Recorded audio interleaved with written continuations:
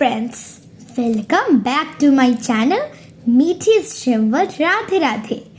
এই দেখো আমার মামাকে চুল বেঁধে দিচ্ছে। তোমরা ভাবছো আমার মামাকে চুল বেঁধে দিচ্ছে কেন? আসলে আমি চার্চে যাচ্ছিলাম বলে। আর আমি তো দেখো খুব এক্সাইটেড ছিলাম, নাচ গান করছিলাম, আর আমার মামাকে চুল বেঁধে ছেড়ে দিল।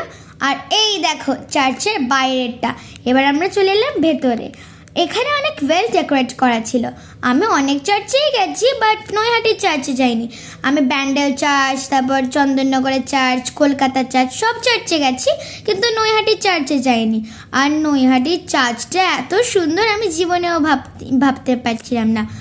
আর এই চার্চে আমরা সবাই গেছিলাম, মিমো, মিমি, মা, পাপা, আমি। তারপর এই দেখো আমরা ফটো তুলেছি। Bye bye.